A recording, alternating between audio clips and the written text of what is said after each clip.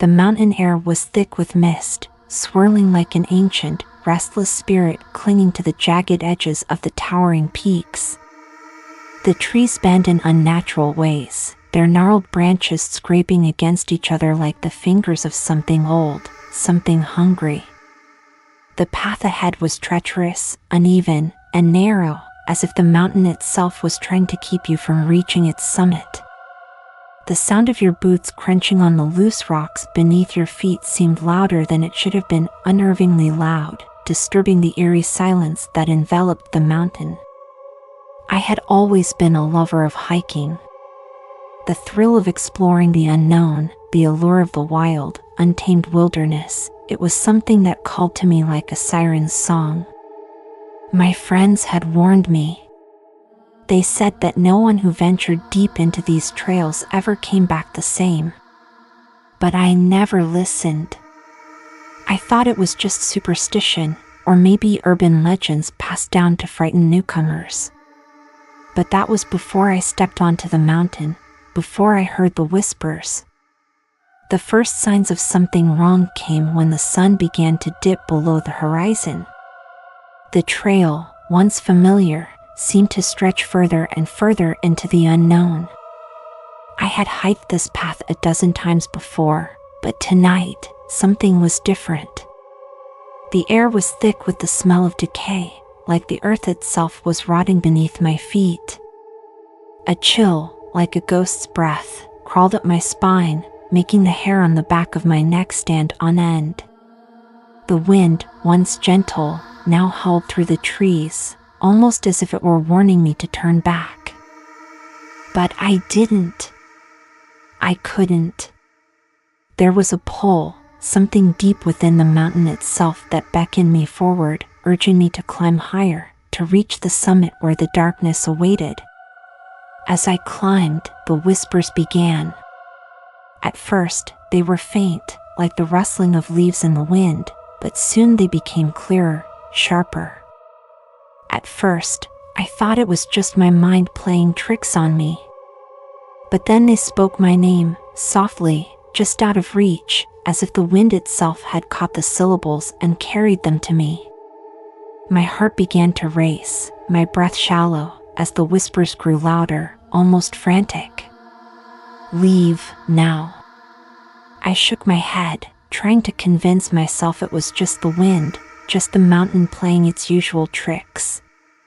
But deep down, I knew something was wrong.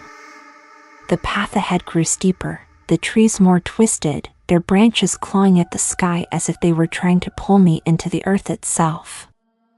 My foot caught on a loose rock, and I stumbled, my hands bracing against the cold stone, my breath coming in ragged gasps. When I looked up, that's when I saw it.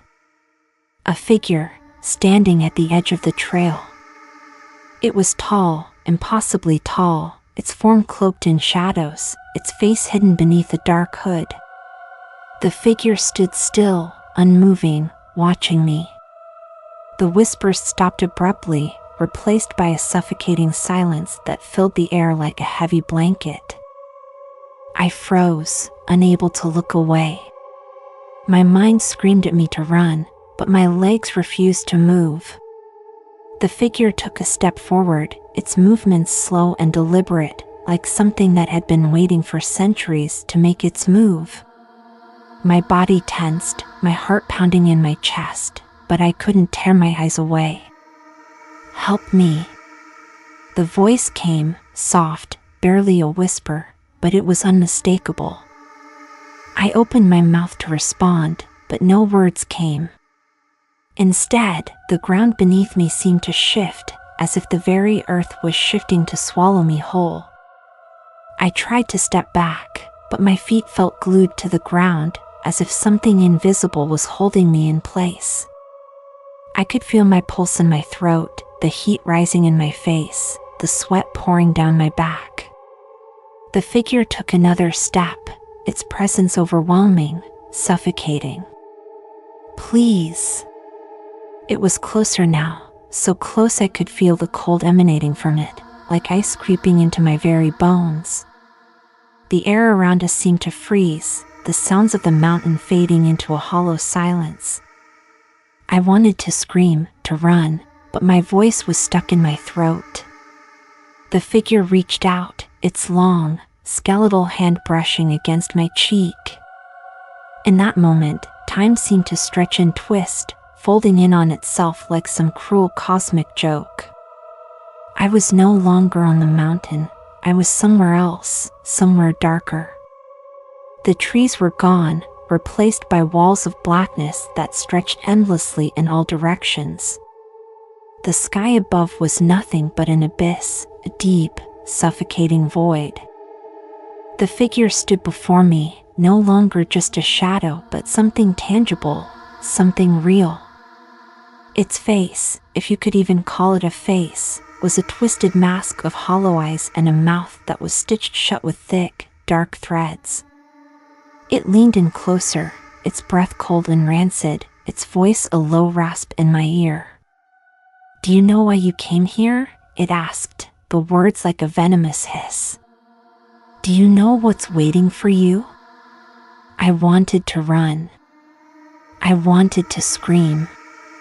But my body refused to obey. I could feel my mind breaking, the weight of fear crushing me from all sides, suffocating me. Then, the ground beneath me gave way. I fell, falling endlessly into the darkness, my body weightless, my heart racing. The air around me grew colder, colder still, and the whispers returned, louder now, a cacophony of voices, each one speaking in a language I couldn't understand. The walls of darkness closed in, and I could see nothing, feel nothing, except for the weight of the air pressing against me. And then, the whispering stopped.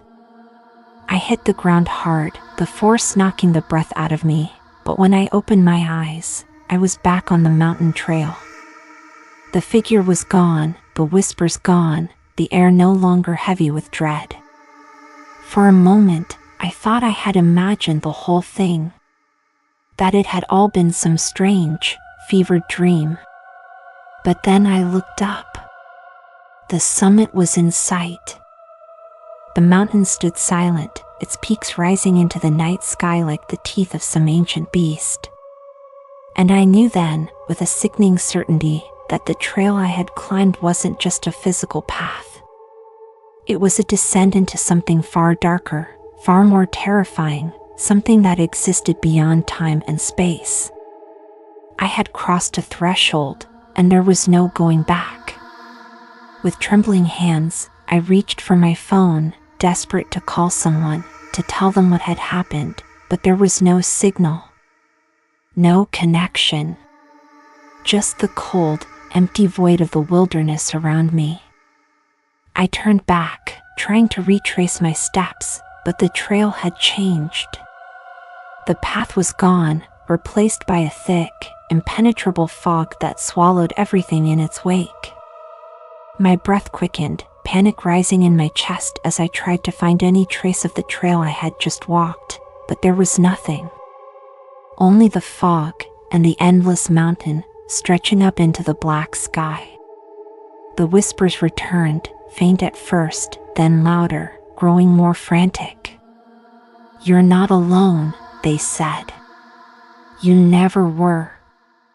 I began to run, my feet pounding against the earth, my heart racing as the voices swirled around me, their words growing louder and more chaotic. My vision blurred, and I stumbled, crashing into the ground. My hands scraped against the rocks, but when I looked down, the rocks weren't rocks at all. They were bones. I screamed, but no sound came out. And then, I felt it. A hand, cold and clammy, gripping my shoulder, pulling me back into the darkness. The mountain had claimed me. The hand on my shoulder tightened, its fingers cold and unnatural, like the grip of death itself. It didn't feel human, it felt ancient, like something that had been waiting for centuries to claim its next victim. I tried to scream, but no sound left my throat. My chest tightened, suffocating under the weight of terror that pressed against me, paralyzing me, trapping me in the nightmare. The fog was thick now, swirling around my legs, creeping up my body like a living thing, wrapping itself around me, squeezing the breath from my lungs. I could feel the presence of something standing just behind me, its shadow stretching long and ominous, even though I couldn't see it. The air was heavy with the stench of decay, the smell of something long dead, something that had festered in the darkness for too long. Every inch of my skin crawled with the sensation of being watched, of being followed. It was as if the entire mountain was alive, its twisted roots and stones pulsing with some dark, malevolent force. I tried to pull away from the cold grip on my shoulder, but my body wouldn't respond. I wanted to run, to escape, but my legs were frozen, my feet rooted to the spot as if I were being held by invisible chains. The whispers grew louder, their voices now a cacophony of desperate cries, all speaking at once, their words incomprehensible, distorted by the thick fog. They screamed at me, begged me, cursed me, their voices blending with the howling wind, becoming one with the mountain itself. I could feel the hand, the coldness, pressing into my flesh, its grip unrelenting. The sensation was so intense, so wrong, it felt like something was trying to tear me apart from the inside out. And then, through the fog, I saw it, an outline, a shape, a figure moving toward me. At first, it was just a shadow, a silhouette in the distance, but as it drew nearer, it became clearer, taller, darker, its face hidden in the shadow of a hood, its limbs long and gaunt, like a creature that had not seen the light of day for millennia. I gasped for air, the cold seeping into my bones, freezing my blood, but my legs refused to move. I couldn't run. I couldn't even scream. The figure drew closer, its movements slow and deliberate, like a predator toying with its prey. I felt the ground beneath me shift, like the mountain itself was turning, rearranging, shifting its very foundations. The path I had followed was no longer there. It had vanished, replaced by a sheer drop into the abyss below. There was no way out. The figure reached out, its hand extending toward me with unnatural grace, the fingers elongated, twisting as they came closer. I felt a coldness in the air, a pressure building, like the very atmosphere was compressing, squeezing the life out of me. As the figure's hand hovered just inches from my face, I closed my eyes, bracing for what I knew was coming. And then, it spoke. Do you understand? Its voice was not a whisper anymore, but a deep, guttural growl, the sound vibrating in my chest, rattling my bones. Do you understand what you've awoken? The question was like a weight pressing down on me, suffocating me. My mind was spinning, my thoughts a tangled mess of fear and confusion. I wanted to say something, anything, but the words were stuck in my throat, like my body was refusing to acknowledge the horror around me. I opened my eyes, and the figure's face was mere inches from mine. Its skin was pale, almost translucent, stretched tight over the bones like the remnants of a long-dead corpse. Its eyes, black as coal, stared into mine, unblinking, unwavering, like they could see right through me, into my very soul. You shouldn't have come here, it whispered, its voice now soft, almost sad, but still carrying that same weight, that same oppressive force. Now you belong to us. The world around me seemed to collapse in on itself. The ground trembled, the trees groaned in agony, and the mountain itself seemed to wail in pain. The figure's face twisted into a grotesque smile, its lips cracking open to reveal rows of sharp, jagged teeth, too many to count, all dripping with something dark and viscous. The air grew thick, suffocating, and the whispers became deafening, filling my mind, clawing at my sanity. And then, the fog parted. I blinked, my vision blurred, and for a moment, I thought I had been freed. But when I looked around, I realized that nothing had changed. The fog was still there, swirling around me, but now, it was thicker, darker, and there were shapes moving within it, shapes that weren't human. Shadows, twisted and contorted, their forms flickering like flames in the wind. Figures with hollow eyes, long limbs, and faces twisted in agony. The mountain was alive. I stumbled backward, my feet tripping over loose rocks, but I couldn't tear my eyes away from the scene before me. The figures, the shadows, they were all around me, their eyes fixed on me, their mouths open in silent screams. And then I heard it, a low, guttural growl, rising from the depths of the mountain itself, like something enormous, something ancient, was waking. Suddenly, I was no longer on the trail. I was standing in the middle of a clearing, the trees surrounding me like dark sentinels. The figures moved closer, their eyes glowing with an eerie light. I could feel their gaze on me, burning into my skin, like they were trying to pull me apart. I wanted to scream, but my throat was dry, my voice lost in the wind. The air was thick with the scent of decay, and the ground beneath my feet seemed to shift, as if it were alive, breathing, pulsing with some unholy energy. Then, the ground beneath me cracked open. I looked down, my heart stopping as I saw the dark abyss opening at my feet, a black void that seemed to stretch on forever. The figures were closing in now, their movements fluid, predatory. I could hear their breath, ragged and wet, like they were closing in on their prey. I backed away, my mind racing, but the shadows were everywhere, their hands reaching out toward me, their fingers curling like claws. I turned to run, but my feet were stuck, frozen in place. The ground was pulling me in, the earth itself trying to swallow me whole. I looked up and saw the figure again, its face still hidden beneath the hood, its eyes gleaming with that same dark hunger. It was standing at the edge of the clearing, watching me, its mouth slowly curling into a smile. "Do you see it?" it whispered. "This is your fate." I tried to move, tried to fight, but the shadows were too strong. The ground opened wider, and I could feel the cold, clammy fingers of the shadows curling around my ankles, pulling me toward the abyss. I screamed, but it was drowned out by the growls, the whispers, the wailing of the mountain itself. And then, the figure stepped forward. Its hand reached out again, but this time, it was not for me. It was for the shadows, the creatures that were closing in on me. It whispered something, words I couldn't understand, and the shadows hesitated. For a moment, everything was still. And then, the mountain screamed.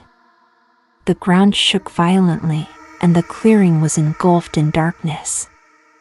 The shadows recoiled, but it was too late. The figure's hand stretched forward, and everything around me collapsed. The world seemed to crumble, the trees, the sky, the ground, all falling away into nothingness. I fell into the darkness, into the void. And as I plummeted into the abyss, I realized with a sickening certainty that I would never leave. The mountain had claimed me, as it had claimed countless others before. The shadows, the whispers, they would follow me, forever, until there was nothing left. I closed my eyes, and the last thing I heard was the figure's voice, deep and hollow. "You were never meant to climb into darkness." The fall seemed endless, like time had frozen, like I was trapped in a moment that stretched on forever. The darkness swallowed me whole, its cold, suffocating embrace squeezing the last breath from my lungs. I couldn't feel my limbs, couldn't hear my own voice, couldn't even scream. All that remained was the overwhelming sense of being consumed, of being lost within something much older, much darker than anything I had ever known. The abyss around me was not silent, no, it was alive with the whispers. The voices from the mountain, the ones I had heard on the trail, the ones that had tormented me, they were here now, in the blackness, murmuring endlessly. They spoke in strange tongues, their words alien and sharp, scraping against the edges of my mind like the sound of nails on glass. They spoke of terrible things, of death and decay, of forgotten souls that wandered in the dark, waiting for someone to join them. And I was that someone. I could feel them, the eyes that watched from every corner of the void, the unseen hands that reached for me from beyond. But I was no longer falling, I was suspended in midair, floating, trapped in a limbo between worlds, between life and death. The whispers grew louder, more frantic, as if they were trying to warn me, or perhaps they were simply mocking me. They spoke of fate, of the mountain's hunger, of the ancient power that had been awakened, and how I had unwittingly played a part in it. I tried to move, to fight against whatever force had trapped me, but my body felt weightless, as though it no longer belonged to me. I tried to scream, to call out, but my mouth was dry, my tongue thick and unresponsive. It was as if the darkness had drained me of everything, my will, my strength, my very humanity. And then, from the blackness, a figure emerged. At first, it was just a shadow, a silhouette against the inky void. But as it drew closer, the air grew colder, and the darkness seemed to thicken around it. The figure was tall, impossibly tall, its form elongated and distorted. It had no face, just a hollow, empty space where its features should have been. But I could feel its eyes on me, feel the weight of its gaze pressing down on me like a 1,000-pound stone. It reached out to me, its long, skeletal hand moving through the void with unnatural speed. I wanted to recoil, to pull away, but my body refused to move, as though it had forgotten how to respond to fear. The hand touched my arm, and I felt a jolt of coldness so sharp it felt like my very soul was being frozen. The pain was unbearable, like 1,000 needles piercing my skin, but it wasn't just physical pain. It was a deep, gnawing ache, an existential pain that went beyond the body, beyond the mind, straight to the core of my being. "Do you know what you've done?" The figure's voice was low, a rasping sound that seemed to come from deep within the mountain itself. It wasn't a voice I could hear with my ears, but something deeper, like the very fabric of the void was speaking to me. "You've awoken something that was never meant to be disturbed. The mountain has always been hungry. And now, you're a part of its feast." I wanted to scream, to beg for mercy, but my voice was lost in the darkness, swallowed by the infinite void. The figure's hand tightened around my arm, pulling me closer, drawing me toward it.